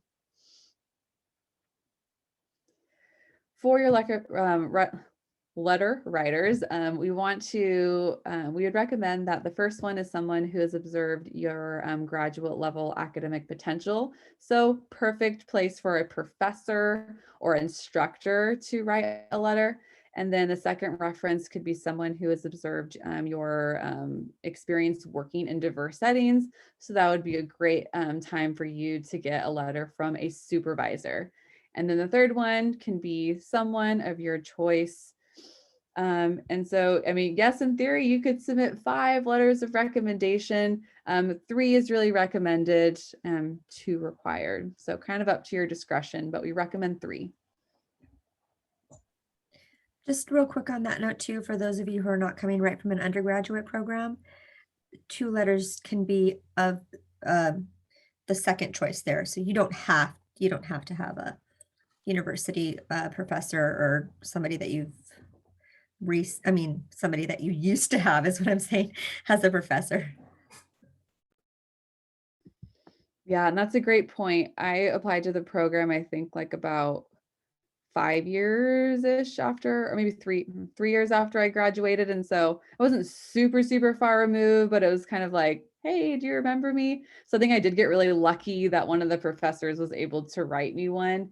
And so do your best to try to get a professor, but we understand that especially if you're like 10 or 15 years removed, that might be a little hard to get one from someone who you haven't spoken to for that long. Megan, I don't want to interrupt you, but I'm seeing several questions about maximum numbers of letters submitted. From my time applying, I believe I was only able to send 3 invites for someone to write a letter for me. Are you aware if that's still the case? Yeah, so now the maximum on the Cal State Apply is 5. So we Okay. recommend 3. That's our recommendation. The capacity for the website is 5, but we recommend 3. And I just want to chime in. I saw a question saying, if you submit 5, if for some reason you're lucky and get all 5 to submit by the due date, that everything is evaluated in your file. So if 5 people do write it, and it gets to us, and I put that not to be facetious, but as Megan was saying, and I believe that when you're asking for recommendations, some people it gets lost in the emails and whatnot. So, but if you're lucky and all 5 of them go through and the people submit them in the timeline, we will look at them as part of your application process. Thank you for that. And yes, the letter of recommendation deadline is the same. So it's January 7th. So send out those emails to whoever to ask for those letters of recommendation as soon as possible, which I guess brings me to our tips. You want to make sure that you don't want the first thing the person you're asking to see is like this random Cal State Apply link. So obviously send them an email, ask them if they're willing to write you a letter and kind of gauge if they can write you a strong letter of recommendation. And then you can send them the link through the Cal State Apply. If they don't see it, tell them to check spam, and then maybe set up an agreement with them, asking it, would it be helpful if I reminded you a month out or 2 weeks out? Because I know sometimes it can be kind of awkward if you haven't gotten it and you're like, hey, have you forgotten about it? So we make a game plan with them of I'll remind you 2 weeks out, and just as a way that you can make sure that they're getting it in and you feel like you're not annoying them. And yeah, check in with them as the deadline approaches. And so I'll show you what that looks like on the website, and I think the next slide. Yes, so when you submit your letter, you will see on the website. So you see this is what it looks like when you're applying. On the right, we have the recommendations tab. So here you'll just type out the person's name, type out their email. I did it for myself. You shouldn't have yourself write your own letter of recommendation, but for the purposes of this, I put my own name. And then you can see there, it says status is requested. I don't know what the exact phrasing will be when it's done, but that's where you can check the status. So you can check it yourself on Cal State Apply. And then also just keep an open line of communication, maybe through email or text, whoever is writing it for you. So that's a little bit of the letters of recommendation. And transcripts. This is another thing that you should start as soon as possible because there are multiple parties involved with this. So make sure you get it ASAP. Send official transcripts directly to the Office of Graduate Studies, so OGS. Remember, I said that the GPA is really handled with the Office of Graduate Studies. And if you are a Sac State student, if you did your undergrad at Sac State, we don't need to see, you don't need to send those transcripts. We already have them. So if you have only attended Sac State, you're good. You don't have to submit anything. If you've ever attended a school that is not Sacramento State, we have to see all of those transcripts. So remember I said, even if you went to like UC Santa Cruz all 4 years, but you took one community college class one summer, you still have to submit that community college application. And if you want to send it electronically, there is the email account that you would send it to, and I will put that in the chat. And then also on here, you will see the actual address that you will send it to. So if you're doing a hard copy, then that's where you will send it to. And again, this is all on our website under the application instructions. So I'll put the application instructions in the chat as well. And Oh, I'm sorry, yeah. real quick, Megan, on that note. Also, and Megan keeps emphasizing Office of Graduate Studies, and I just want to clarify that, for example, when I applied, I got a letter that said I was accepted into the program, but I wasn't necessarily fully accepted into the college because OGS did not have my final transcripts. So you're working with two entities here, and you have to make sure that you're following everything that Office of Graduate Studies sends you via email, because they're separate. So even if you get a letter that says, oh, you're accepted, and then all of a sudden, you know, OGS is saying, we still need the following things. So it's really important, like Megan said, to get those transcripts started early. Thanks, Patty. Thank you, Patty. Megan, before we move on, there were a couple questions about letters of rec. So folks were saying it's more like Is she breaking up for you all too? Yeah, she's really breaking up. Okay, I think I know what you're going to ask, JC. So if she might interrupt me as I'm talking a little bit. But for the letters of recommendation. Now? Yeah, I think I know what you're going to ask. So sorry. So I'll give it a shot. And if I'm answering the wrong question, then let me know. But for the letters of recommendation, yes, what you're sending them, they're asking you some, the letter is like asking you specific questions. So someone had a really good point that since the recommendation isn't a letter, more like a Q&A, should we approach it as filling out an evaluation form? So Maxine, I think that is great. I think that'd be a really good way to frame it. So it's not like them writing you a standard letter. It's more so answering some specific questions to gauge your aptitude readiness for graduate school. So it's a little bit different than a letter of recommendation. I know I kind of just like whizzed by that. Are there any more? And someone also asked about the maximum 2 pages for the personal statement. Yes, the max is 2 pages. Do not go over the 2 pages.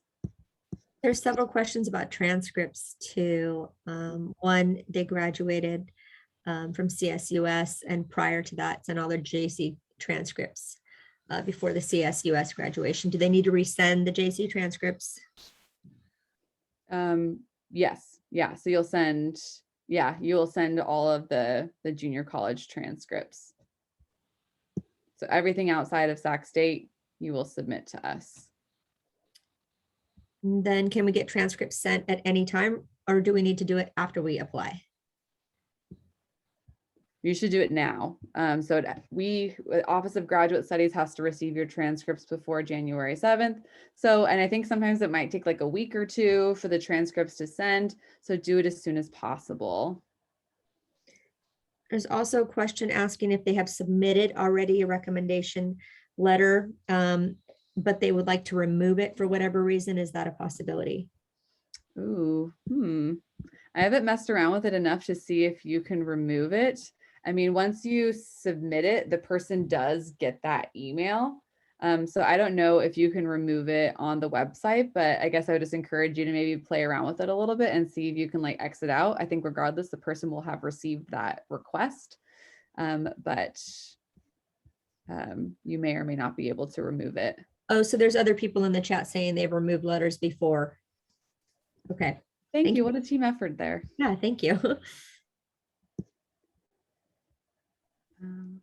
Anything else that we should answer right now? I'm graduating in spring 2022 from Sac State. When should I send in my Sac State transcripts? So can you repeat that question? It says, I'm graduating in spring of 2022 from Sac State. When should I send in my Sac State transcripts? You wouldn't have to because we would already have all of your records. Yes, and if you're in a situation where you are not at Sac State and you're still in your undergraduate program, you'll send us your transcripts up to this point. And then when you're admitted, we'll then need to see your final transcript so we can see what your final semester or final quarter grades were. Okay. And then Dr. Rivas answered the other two questions that were pending. Okay, great. So yeah, we'll keep going through the PowerPoint and then we'll come back to some of these other ones. So now I've just gone over everything that's required, everything we need from you, but now I can tell you what's not required. So we're not requiring the GRE. So unless you love standardized tests, then maybe you can breathe a sigh of relief that you don't have to take the GRE and submit those scores. And also I want to talk about the California Basic Educational Skills Test, or the CBEST. This is really just relevant for our school counseling folks. We used to require proof that you've registered for this exam, but you no longer have to show that during the admissions process. So you do not have to worry about the CBEST for the admissions process. Although once you are admitted to the program, you have to eventually pass the CBEST in order to graduate. However, lucky for all of you, it can be waived. There's a new requirement that's allowing students to waive the CBEST, and it can be waived if you've earned a B or higher in college coursework in reading, writing, and math. So once you are admitted, you can reach out to our credential analyst and they can check to see if it's waived. But the CBEST you don't have to worry about until you're actually admitted to the program and or if you're in school counseling.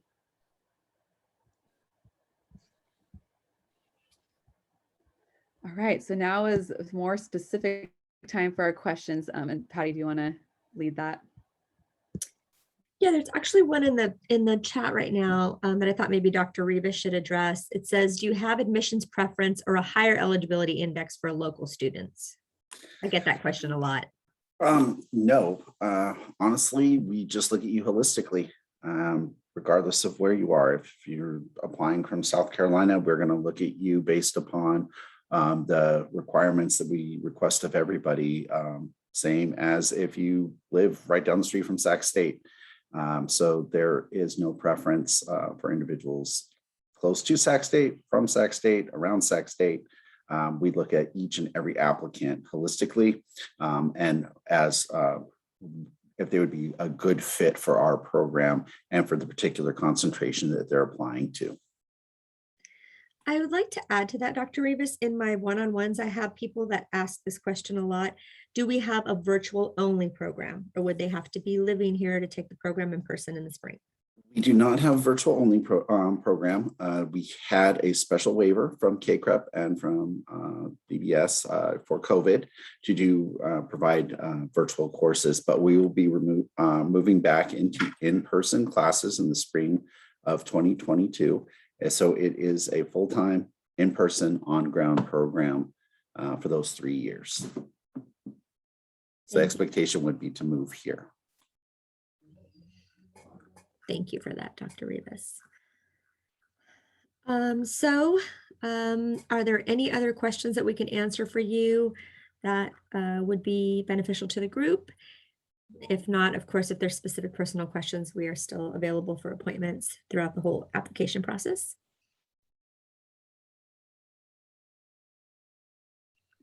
Is field work in your 3 years? Is field work in 3-year full-time? Oh, in year 3 full-time. Is field work in year 3 full-time? I can hop in and answer that one if you want. Yeah. So your fieldwork experience is 600 hours broken over 2 semesters. So roughly you're looking at, in order to meet those 300 hours, of 120 direct and 180 indirect per semester. You're looking at roughly 20 hours a week. Some students do more time, but if you're going under 20 hours, you're not going to hit those hours, and you do have to hit those each semester. So you're looking at minimum around 20 hours. So part-time work would be the hours commitment for your field work, but it can go over. And for the students who are in field work, they could probably speak to their own personal experiences. Student ambassadors. Here's another one for you, Dr. Rivas. Are you guys the ones evaluating applications and making decisions, or is it another team? It is your faculty, and we do look at everybody objectively. So that is something, yes, but it is your faculty that is looking at your applications. Okay, and then there's one that I think everybody would benefit from. Will we need hours after graduation program for licensure? Yes. So the 600 field work and 100 practicum are just graduation requirements. Those are necessary just to get your master's degree. Then the BBS has California Board of Behavioral Sciences, sorry, a lot of acronyms. The BBS has our licensures that you, licensure hours that you must accrue postgraduate, that as a associate APCC, associate professional clinical counselor, and AMFT, to qualify or to be able to apply for licensure as an LMFT or an LPCC, or if you choose to do both, as an MCFC student, you could apply for MFT and LPCC at the same time. But yes, there are our requirements, and roughly 3,000 hours across both licenses for the LPCC and LMFT.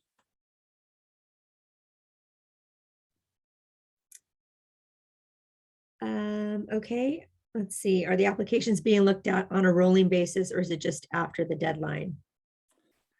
After the deadline, once the applications are in, it gives everybody the chance to get their applications in, all their application requirements, and then the applications are looked at by faculty.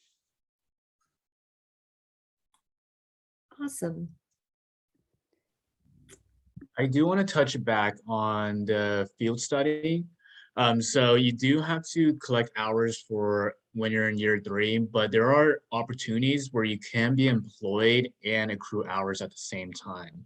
So I know that's sometimes one of the things that people are kind of like fearful about, just because you might not be like making money while you're like doing all these kind of work. So yeah, so there are like employment opportunities and they'll be like signing off your hours as well. You just gotta go out there, search, get interviewed, and then do the whole process of that. Also with practicum, which is in your second year, second semester, that one is more, if you're in school counseling, obviously you have to work during school hours. So that's something that you might want to talk with your workplace if need be, because you'll be working during the school hour at least one day out of the week for practicum.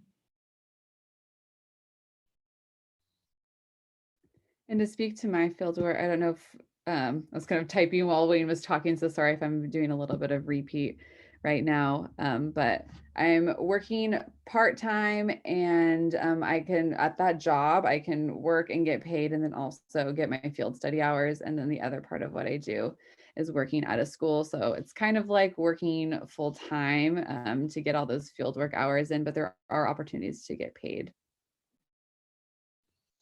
Yeah, I am also working full-time and getting paid for my field study. It is counting towards all of my hours, and I'm getting paid as my full-time job.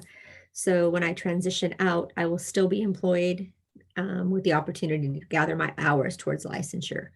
So it is, it's rare, or it's less average, but if you work really hard at interviewing with field study sites to decide what works best for your life. That's the most important part. Don't choose the first opportunity or just because it seems to fit your schedule. It should really be a big piece of your life that you're accepting because it's for a year. It's 2 semesters. And I'll pipe in from the faculty side. We really do work with students' fieldwork placements. Many sites on our list do offer internships for pay. And they are very competitive, and some of them even offer internship to hire. So if you do a good job, they'll hire you while you might be doing an internship for free. There's an opportunity at the end. But going back to what Patty said, pick what's going to be the best fit for you, what's not going to. Don't look at what's going to work for your schedule, because it might not be what's best for you in the end.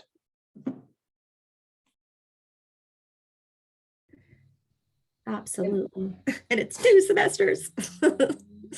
We have a few more slides on timeline, so maybe we can do the last few slides and then we can just totally dedicate to questions. Does that sound okay? Awesome. All right, so let's go to the next slide. All right, here's the timeline. So like we said, with the evaluation process, it's holistic. We're looking at knowledge, skills, self-awareness, goodness of fit. The way that we are reviewing this is first through our primary screening. The primary screening is everything I've talked about that we've all talked about so far. So everything you're going to submit on Cal State Apply. And that's going to be your written statement, or I guess writing sample, personal statement, resume, all of that stuff. So all that written work. And then if you are among some of the top applicants, you will be invited back for a second screening where you will participate in our interview day. So it's kind of a whirlwind. You're going to be meeting lots of different people, and it is intended to be in person. So this is a second part interview day where you can wow us with your verbal skills, your interpersonal skills. You'll meet faculty and students for that second part of the evaluation process. And then you will be informed whether or not you've been admitted to the program. Here's the timeline. I know someone asked about this a little bit earlier, but the faculty screening. So looking at your application will begin after January 7th, of course, after the deadline. So they will be reviewing it through the month of January. And then invitations for interview day. So people who are invited for the second round to come in person, that will go out around February 4th. Interview day is scheduled to be February 18th. And then by about March is when we will let you know whether or not you've been admitted to the program. And then you will have to let us know a few weeks later whether or not you are accepting it. And then at that point, we'll admit people from the wait list as people reject their offer.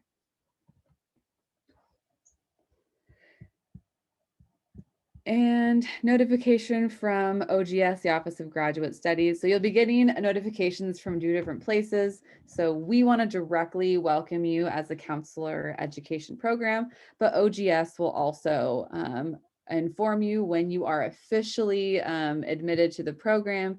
And then from there, you have 2 weeks to either accept or deny your admissions decisions. Then we'll move people in from the wait list. The process can take several weeks. And I'll share that I was originally waitlisted for the program. And so I sent my emails, asked when I would hear back, and then it took a few weeks. And then I was eventually let off the wait list. So you can be admitted into the program from the wait list. Here are some helpful links. I already had put the Office of Graduate Studies website link in there. And also a reminder for all of you, if you haven't done this in a minute, or maybe you're in school right now, so you already know the drill, make sure you're submitting your FAFSA or your CADA. These are their financial aid applications. You only submit one of them. Remember, the FAFSA is if you have a permanent social security number. The CADA would be if you're undocumented or don't have a permanent social security number. So make sure you submit one of those applications so you can get whatever financial aid you might get. And then here are some other helpful links. And also follow us on the Sac State Counselor Education Instagram. We post a lot of updates there, and you can also see different like student highlights, get to know the students in the program, and we'll and also like different resources, mental health resources, different ways to get involved. So you can get kind of a little taste of what the program is all about. Next, is this last? Okay, so now we'll do the Q&A. I'll start putting some more, putting those links in the chat, or maybe actually we'll answer some questions. Maybe Wayne, if you want to go back to the slide that has all the useful links, maybe you all can just kind of look at those. I don't want to overwhelm the chat too much. So I guess we'll go to some questions and then I can put some links a little bit later. How does that sound to everyone? Thumbs up. All right, any standout questions that we should start with?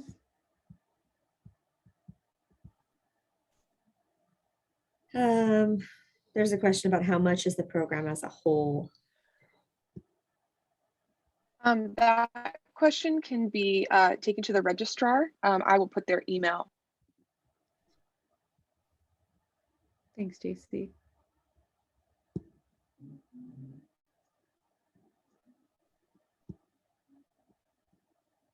See, what is interview day like? So I have unfortunately always wanted to be a part of interview day, but it's always conflicted with my schedule. This year I want to be a part of it.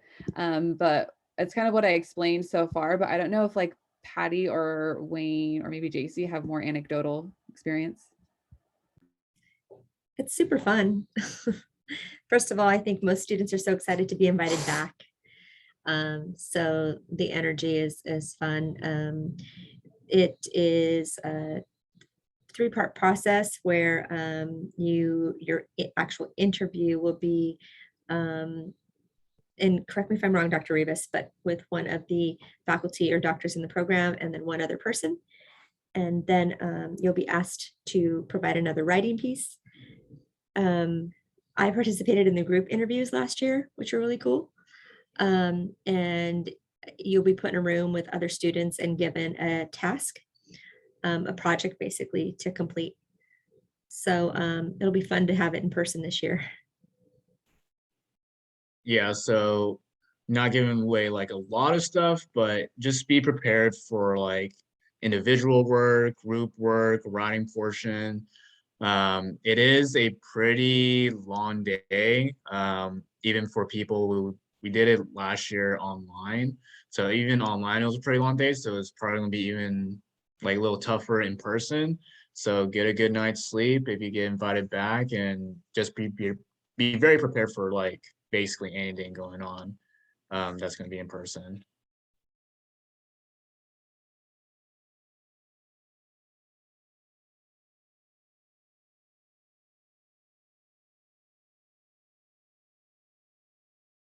Yeah, and there are some questions about, or there was a question about tuition. So we don't advise on financial aid. We just give you the bare bones of here are the applications. You can refer to the financial aid department.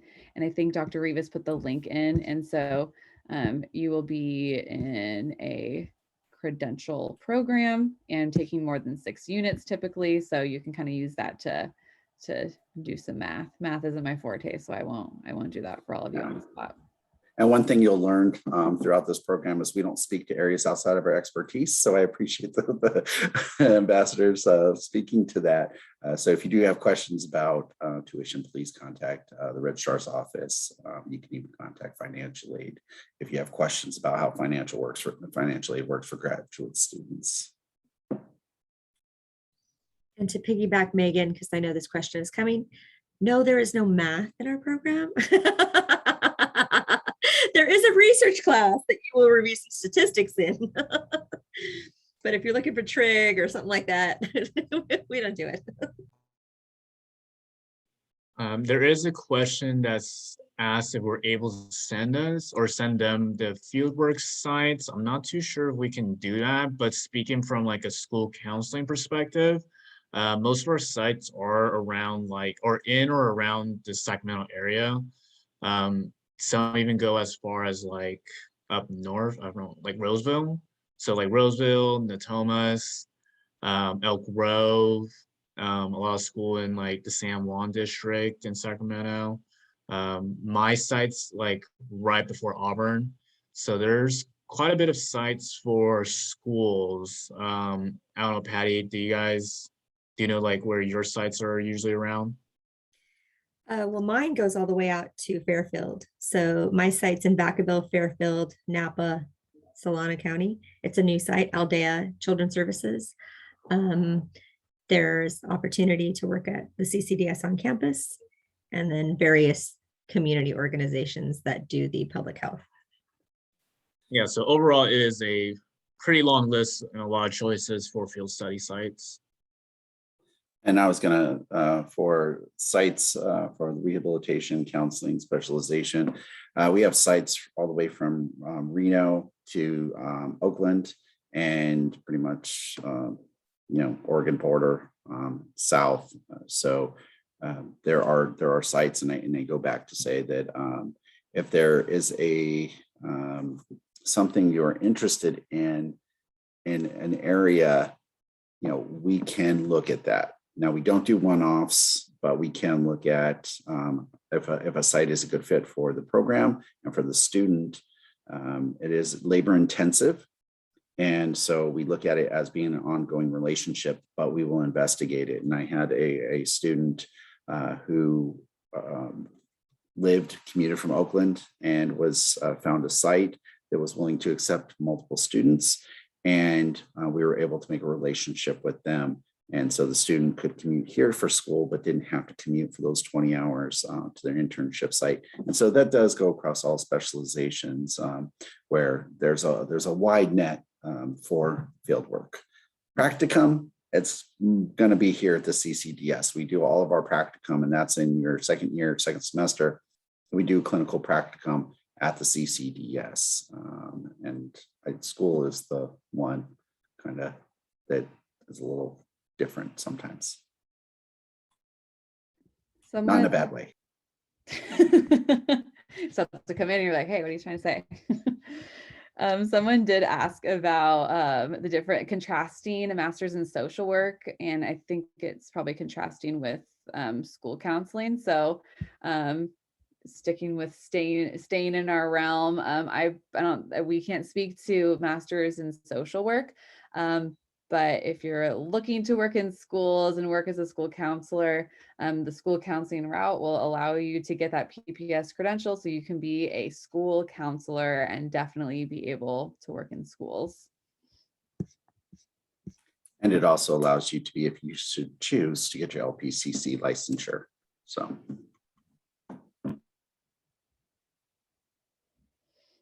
And when students are completing their fieldwork, are they also taking classes? You most certainly are.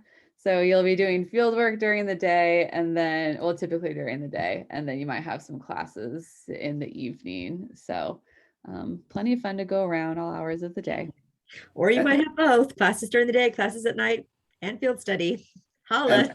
And some field study sites, they have opportunities to work on the weekends. So, if you want to give up your weekend in a good way, take class during the week and do your field study on the weekend during the weekend.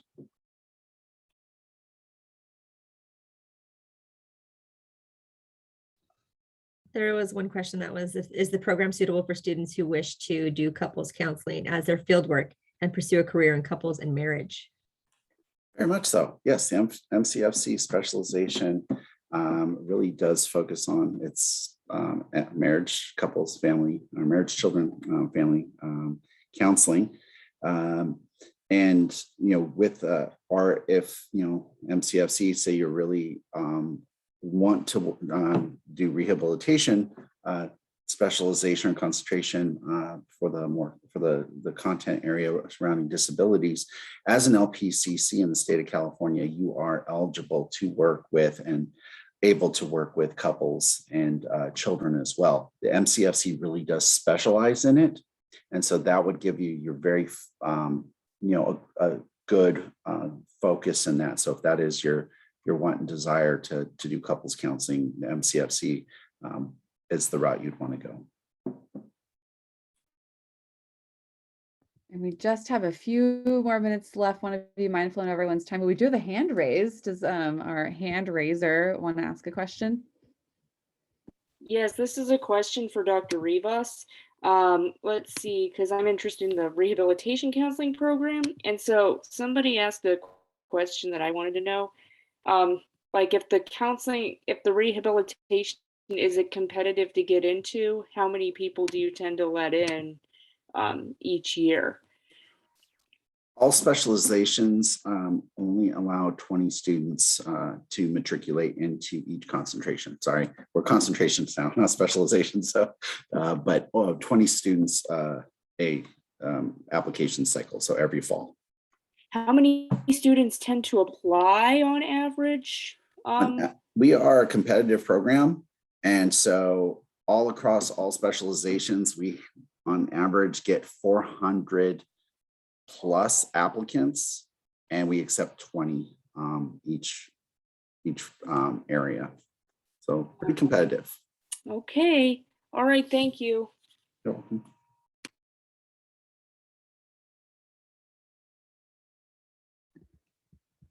All right, with that, do we want to give our Calendly links, or I'll put the Calendly links in there one more time.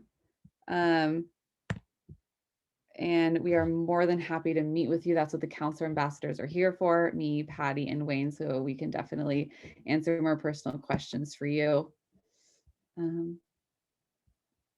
There's some thank yous, you're welcome. Someone did say, outside of inclusivity, what makes Sac State the school I should choose compared to others? Big question. You should ultimately choose the school that is the best fit for you. So it is ultimately a personal decision. I think all of us are here. All of us are being more involved in the program because we've all really liked our experience.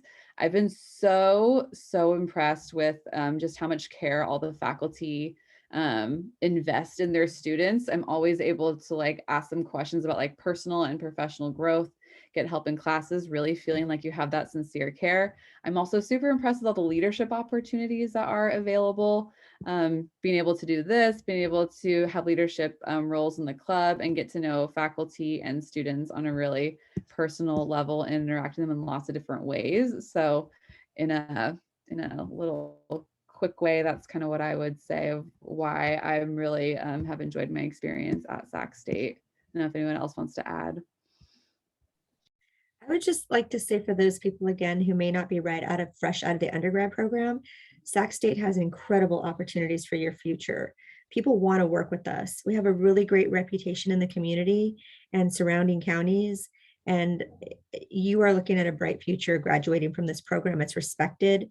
The doctors in this program and the faculty in this program are committed, and it's an incredible place to be. And just to echo off like everyone's been saying, like for me being an undergrad, I was like a commuter student, so I wasn't really like in a fraternity or like, you know, like the super popular kid having fun in college. But once I got to like the master's program, I thought it would be like the same thing, like I'll just do my classes, head home and just go to work. But it's literally from like head to toe with like classmates. I've like all my great friends are in there now. I made really great connections, no matter what specialization or concentration they're in. Like I got best friends in rehab, MCFC, in career and school. And the professors and all the advisors are amazing too. Like they really care for the students. It's one of those things where like you come into class and like, if you're having a bad day, like people are going to notice it and they're going to help you out. So you never feel alone, no matter if it's like literally 9 o'clock at night when you're like stressing out doing homework. Like other people are stressing out too, so you're all just stressing out together, but you're having a good time doing it, unfortunately. So, and then teachers really care about your like mental health and all of that stuff. So I think it's just like the community and just the way people for each other in the program makes like the memories and makes the experience here like fantastic.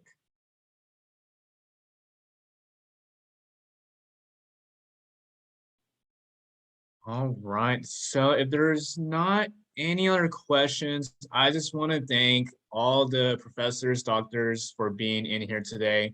Dr. Rivas, thank you for answering a lot of questions. Thank you, ambassadors, for coming out. And most importantly, I want to thank all you guys as well for coming out here. I know it's a Friday. It's not like we want to be in here and like learn some stuff. I know we want to go out and have some fun, but I'm really glad that you guys are out here interested in the program because it is a really great program. I cannot emphasize that enough. And like we keep on reiterating, like us ambassadors are here for you guys. So if you guys do have more questions or even just like stuff that's like it wasn't that clear, please schedule an appointment with us and then we'll try to help you out as much as possible. And we also have the email as well. So if you don't have time for the appointment, please email us your questions. If that is it, we'll stop recording now. And then I don't know if you guys want to stay like 5 more minutes.